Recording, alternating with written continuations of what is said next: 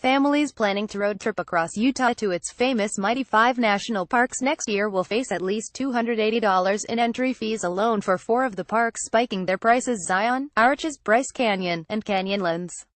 These are just 4 of 17 major national parks, greatly increasing entrance fees in 2018 so far, the NPS reports. January visitors at Arches National Park's Delicate Arch.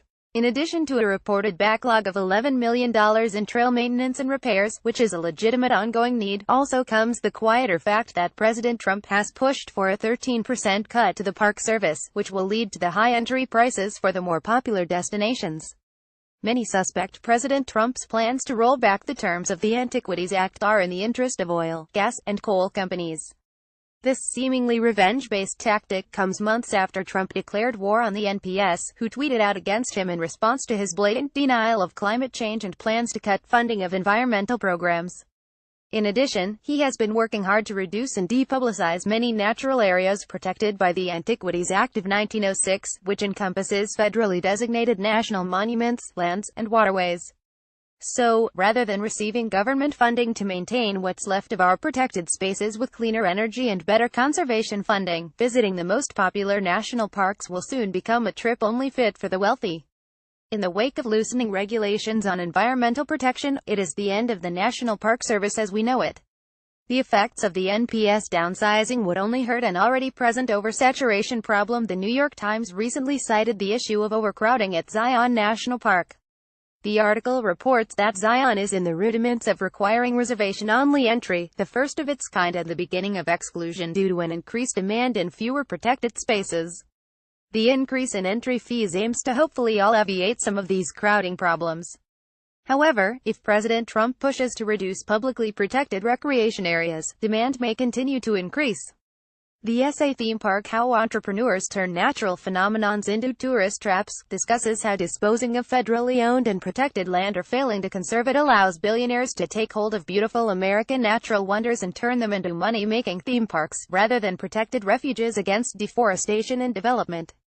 The decline of national parks will promote this type of scenic stronghold, which is largely made up of companies that do not necessarily do their part to preserve the plant and animal species that live there.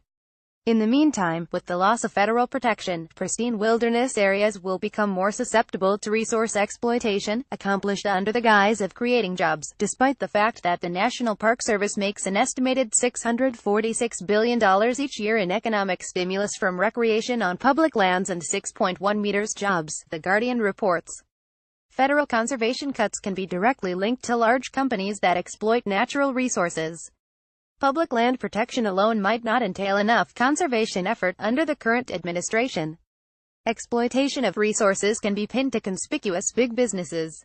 Just this year, promoted by President Trump in his promise of creating jobs, the U.S. Forest Service sought to give Arch Coal, the second-largest coal company in the United States, permission to expand and destroy 1,700 miles of the Sunset Roadless area, an untouched, pristine wilderness area in Gunnison National Forest in central Colorado. The justification of job creation at the cost of the loss of our remaining natural resources is ludicrous, especially in a dying industry such as coal, which is not expected to make a comeback amongst energy research which heavily leans toward electric, solar, and wind now more than ever.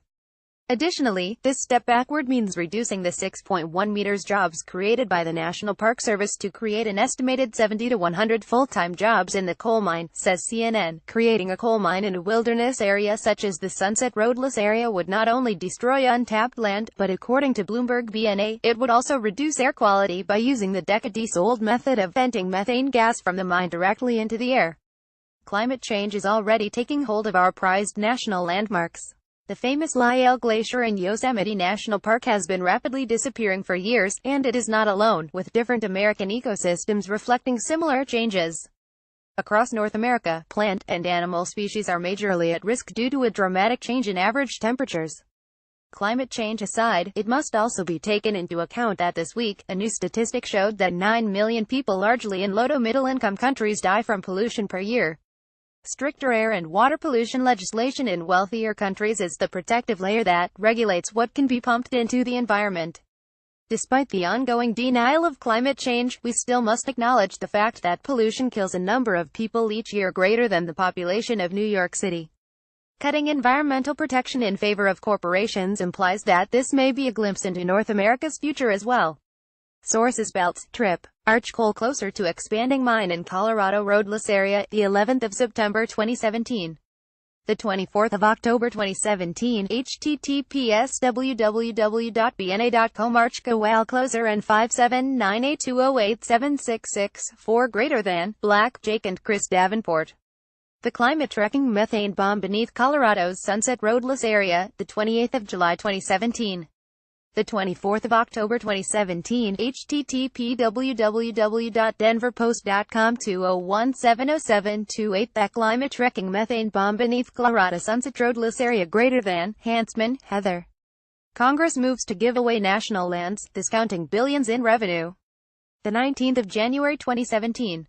The 25th of October 2017, https www.theguardian.com Environment 2017 Jan 19 Bureau and Management Federales greater than, McManaman, Francis P. Archaeological Method and Theory and Encyclopedia, 2000. National Park Service. The 25th of October 2017, https www.nps.gov Archaeology Toslasintact.htm, NPS Office of Communications. National Park Service proposes targeted fee increases at parks to address maintenance backlog, the 24th of October 2017. The 24th of October 2017, https www.nps.gov orgs 1207102 2017 fee changes proposal.htm greater than, Turkowitz, Julie. National Park struggle with a mounting crisis, too many visitors, the 27th of September 2017. The 25th of October 2017, https www.nytimes.com 2017092 Use National Parks Overcrowding.html